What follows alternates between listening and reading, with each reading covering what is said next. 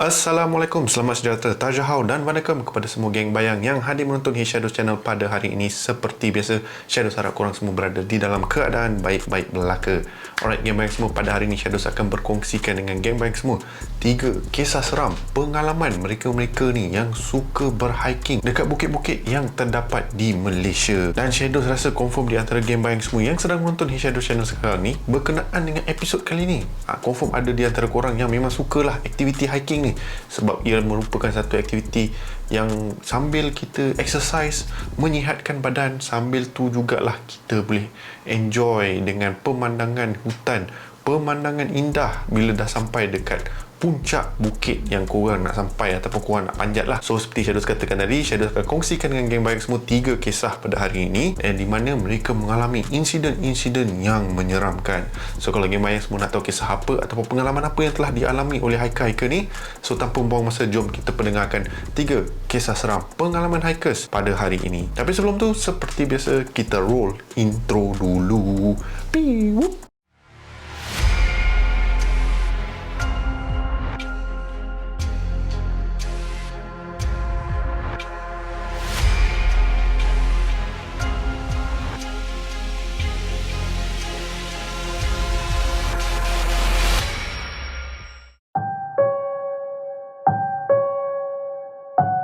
So, kisah ataupun insiden pengalaman seram yang pertama terjadi di sebuah bukit, ataupun dengan lebih tepat diberikan nama Gunung Nuang.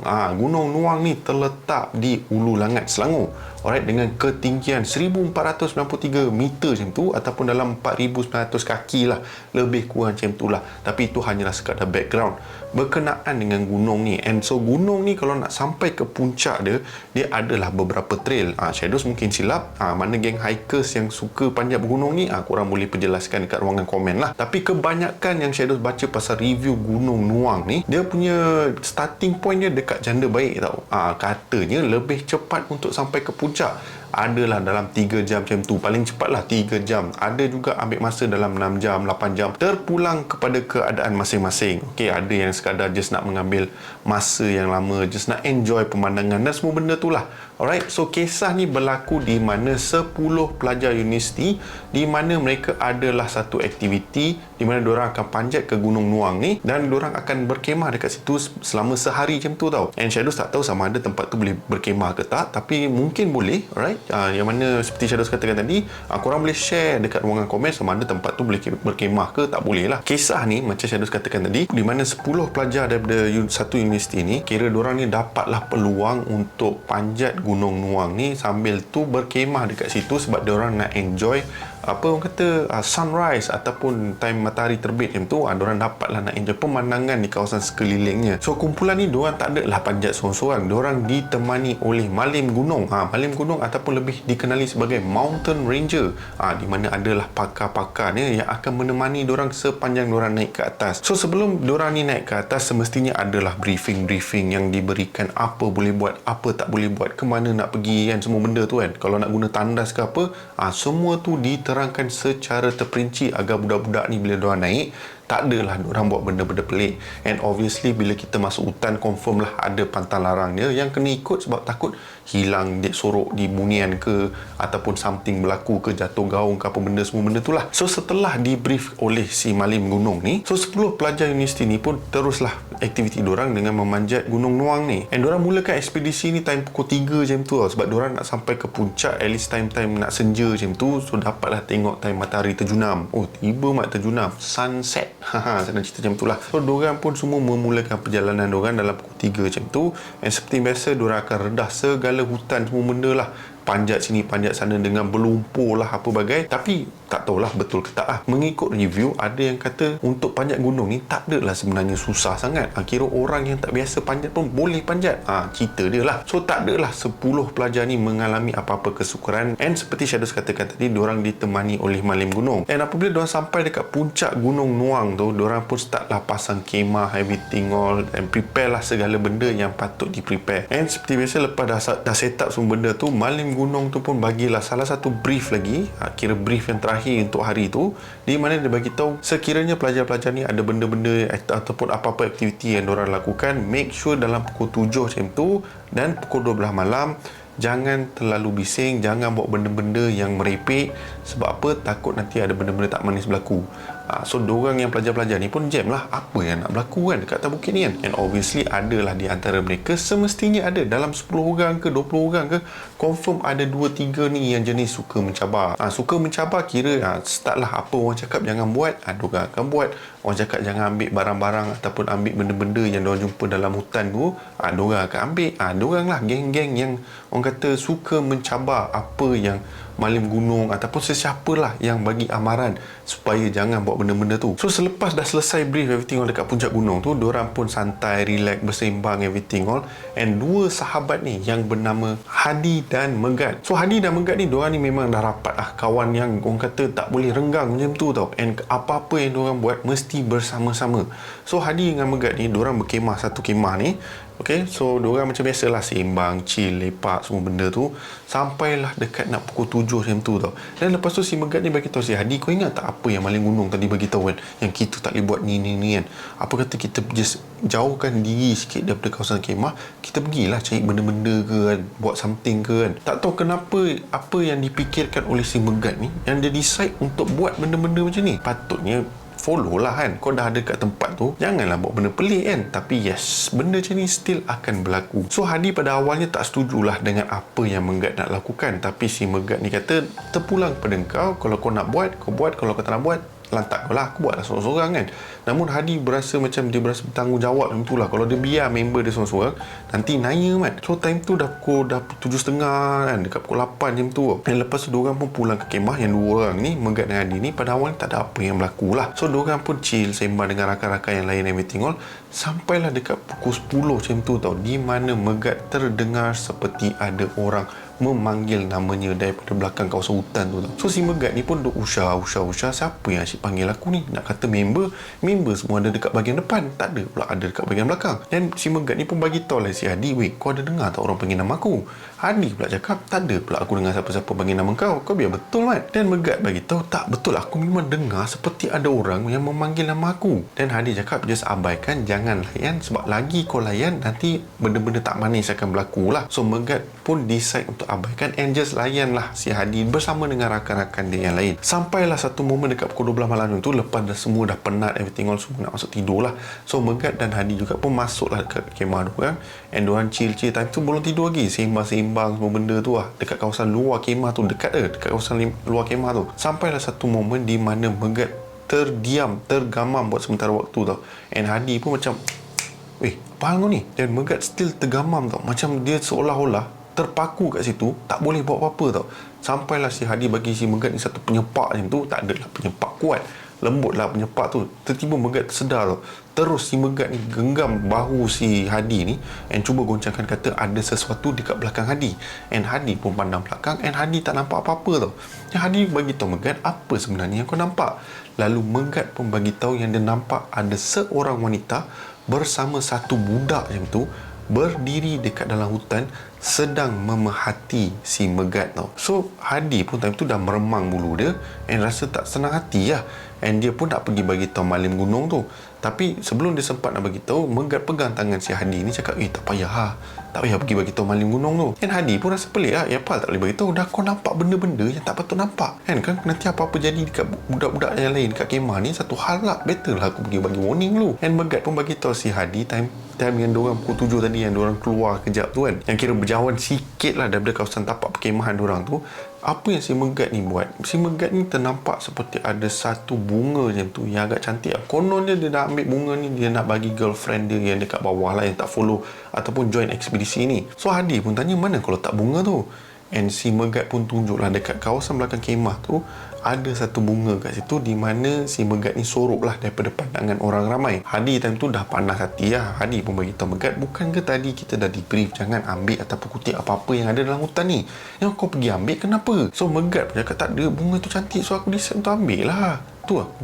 Aduh, macam mana ni lah. So Hadi pun bagi tahu, tak, kita kena bagi tahu Malim Gunong sekarang. Kita bagi tahu dia apa yang dah berlaku supaya benda ni tak melarat dah. Kan nanti gangguan dekat satu kemah ni satu hal, Mat.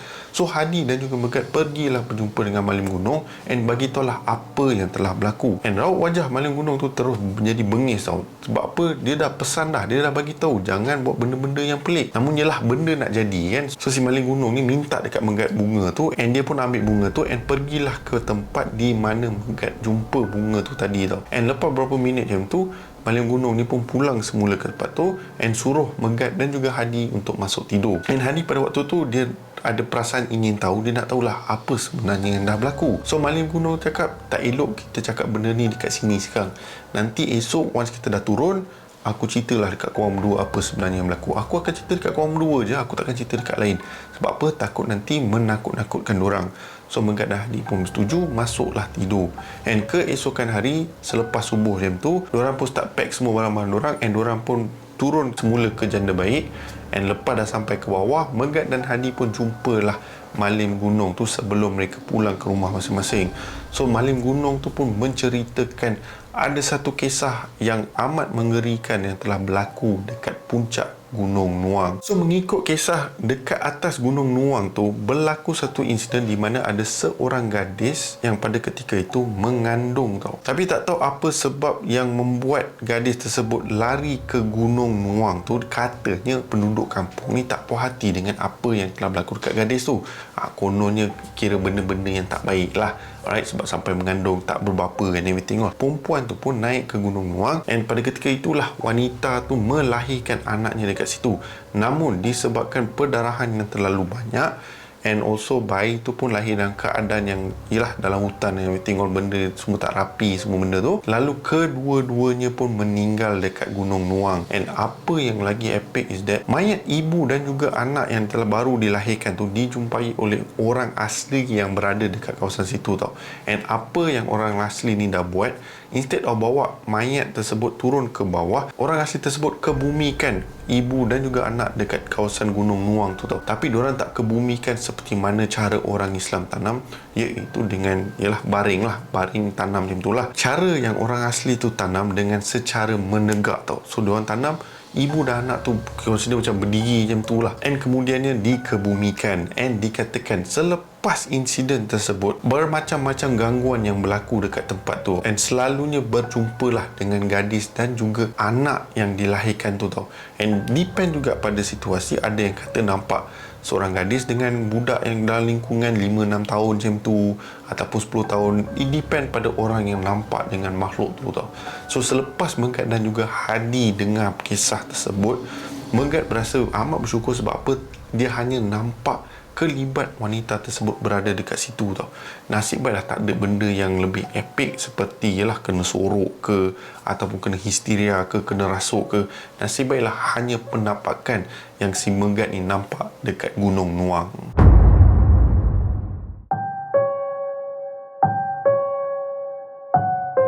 So kisah yang seterusnya berlaku di Gunung Tahan Pahang. So saya rasa confirm lah antara geng bayang semua pernah dengar dengan nama tempat ni, Gunung Tahan. Alright, and ketinggian Gunung Tahan ni hampir dekat 2,700 meter macam tu tau. So lebih tinggi daripada Gunung Nuang. And obviously trail untuk panjat gunung tu lebih mencabar lah berbanding Gunung Nuang, dan perlukan seorang malim gunung untuk menemani ataupun guide lah orang-orang yang nak panjat bukit tu. And insiden yang menyeramkan ni berlaku pada tahun 90-an macam tu tau, di mana ia dikisahkan oleh seorang malim gunung. Pada ketika itu dia sedang bimbing satu grup ni, yang di mana ada salah seorang profesor daripada India pun turut join ekspedisi memanjat Gunung Tahan ni tau. Tapi apa yang telah berlaku lepas tu is that Profesor India ni for some reason on the way turun tiba-tiba lenyap, tak jumpa dah tau. So diorang pun buat round check everything all, namun diorang tak tahu apa yang telah berlaku dekat Profesor India ni tau. So obviously ekspedisi menyelamat tu on lah, diorang mencari mana Profesor India ni hilang lah apa. And hampir 17 hari macam tu tau Profesor ni hilang. sampailah hari yang ke-17 tu, hari yang last tu, di mana diorang jumpa Profesor India ni dekat satu kawasan sungai tu. And time tu lah diorang interview Profesor India ni tu. Dan inilah kisah yang berlaku dekat Profesor India ni. So Shadows namakan Profesor India ni Anshul. So Anshul ni follow seperti mana yang Shadows cakap tadi, follow guide yang dibawa oleh Malim Gunung ni ke atas puncak Gunung Tahan. Sebab memang Profesor ni minat dengan ekspedisi panjat gunung and everything all. So lepas dah sampai puncak, diorang dah enjoy view semua benda tu. And dalam perjalanan turun, entah macam mana Profesor ni, dia memang follow guide tu, dia follow ramai orang kan, berbaris and everything all. And Profesor ni kebetulan pada time tu berada di kawasan belakang macam tu tau. So entah macam mana, tengah on the way turun, tiba-tiba Profesor India ni, Profesor Anshul ni, terdengar seperti ada orang berbisik ataupun bersiul di dalam hutan tau. And disebabkan atas perasaan ingin tahu, si Profesor Anshul ni cubalah mencari bunyi siulan ataupun bunyi panggilan tersebut tau.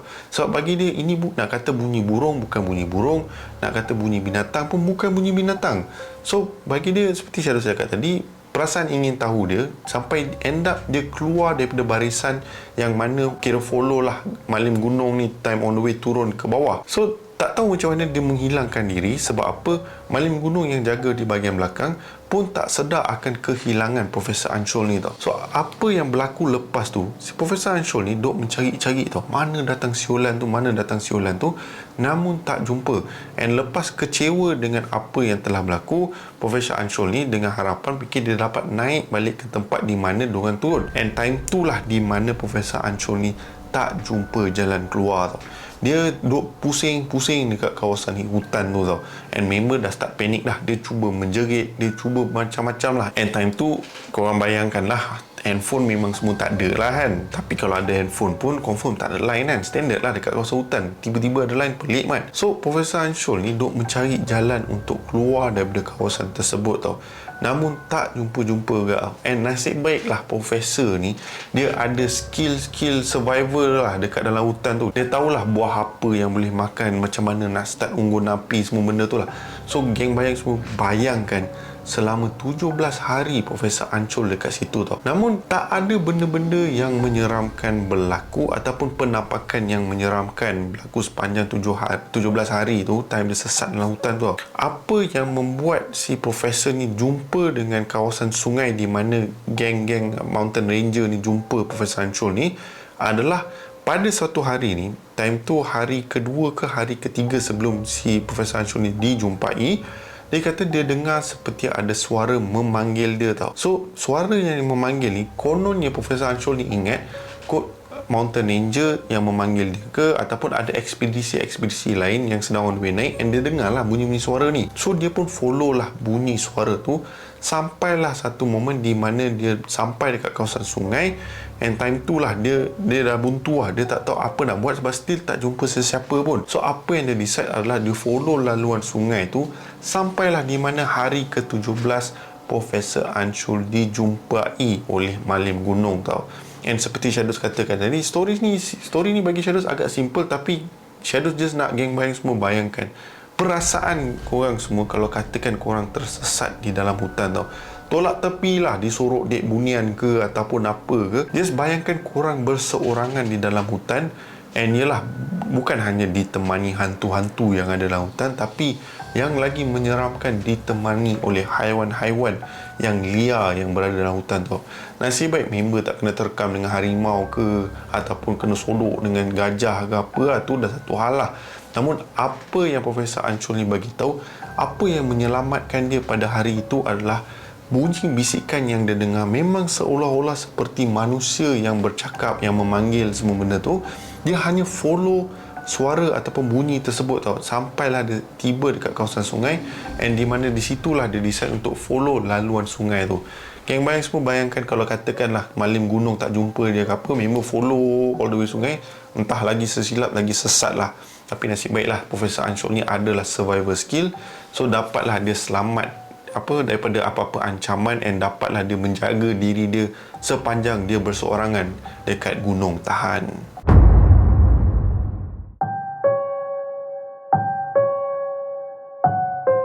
Alright game baik semua, kita dah sampai ke kisah yang terakhir untuk hari ini. And semestinya kisah yang berkaitan dengan gunung semua tak lengkap lah kalau tanpa Shadows kongsikan insiden yang berlaku di Gunung Ledang. Alright, so semestinya geng baik semua tahulah bermacam benda-benda misteri, benda-benda pelik yang berlaku dekat Gunung Ledang.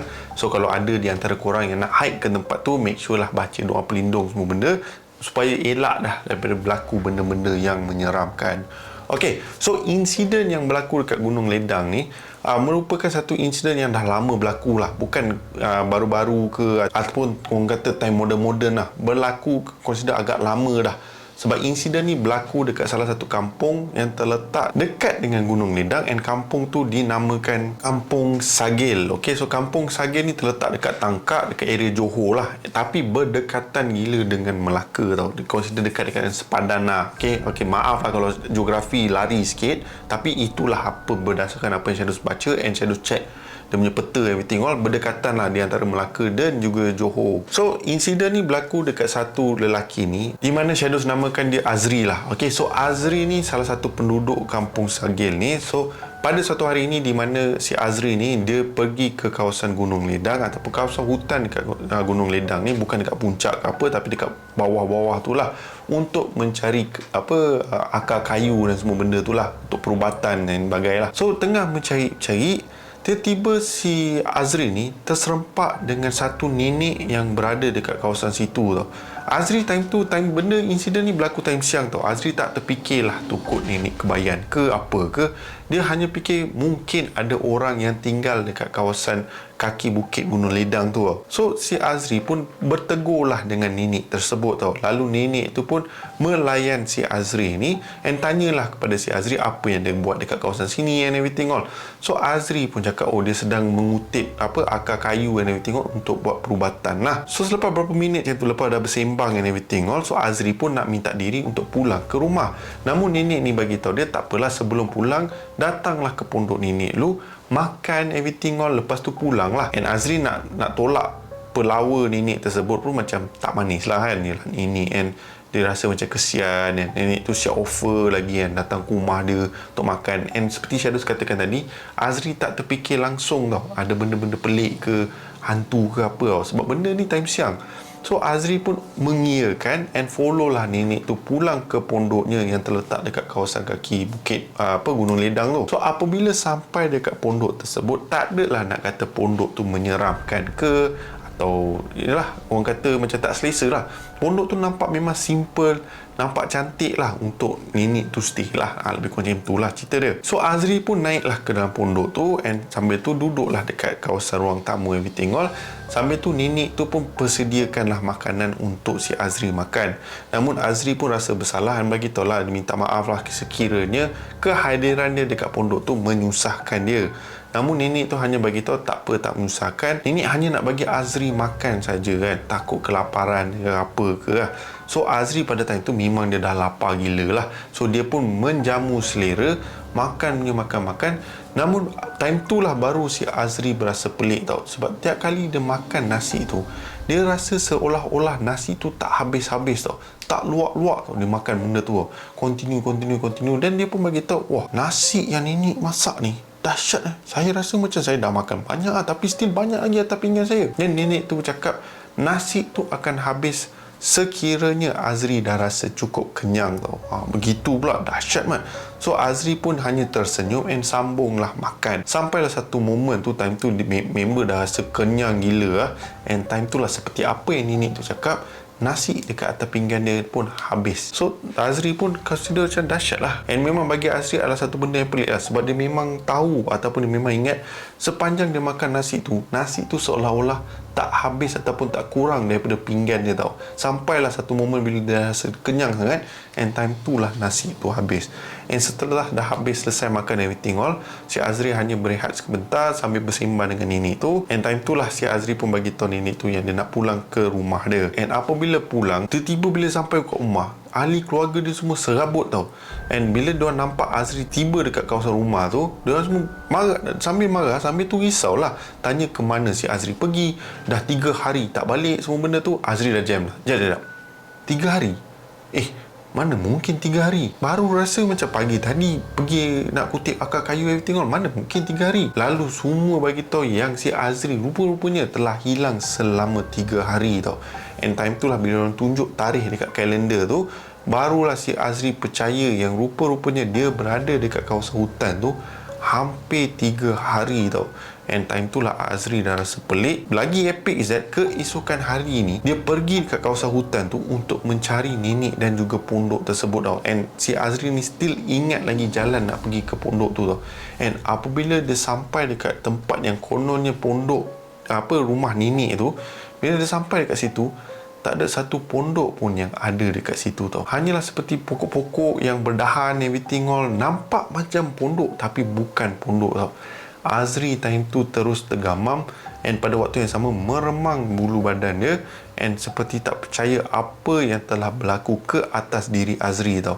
And yang lagi epic time tu lah dia start persoalkan siapakah nenek tua yang dia jumpa dekat hutan tu and makanan apa yang dia telah makan sepanjang masa dia ada dekat situ tau. Namun si Azri pun pada waktu yang sama berasa bersyukur sebab apa?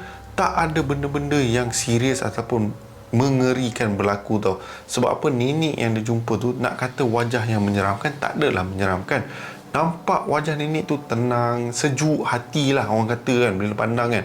So si Azri ni tak tahulah apa yang dia jumpa pada ketika itu, sama ada manusia yang betul ataupun jelmaan jin yang berada dekat kawasan situ. And selepas insiden tu, tiap kali Azri nak pergi kutip akar kayu ke apa, dia make sure lah dia baca segala doa pelindung. And sekiranya kali ni kalau dia nampak nenek ke apa ke, and dia pastikan yang dia tak follow lah. Kan nanti elok ni benda 3 hari dia hilang, kan nanti tak usah-usah dia follow kan lebih daripada 3 hari kan. Satu hal pula Mat, tak balik-balik terus. Alright, so itulah kisah yang berlaku dekat Gunung Ledang. Kisah yang agak simple pada hari ini. 3 kisah yang berkenaan dengan kawasan gunung, kawasan bukit ataupun pengalaman hikers. Cuma yang kisah yang last tu tak ada lah nak kata pasal hikers, tapi dekat area-area gunung jugalah insiden ni berlaku. So seperti biasa, Shadows harap geng bayang semua terhibur dengan kisah yang Shadows kongsikan pada hari ini.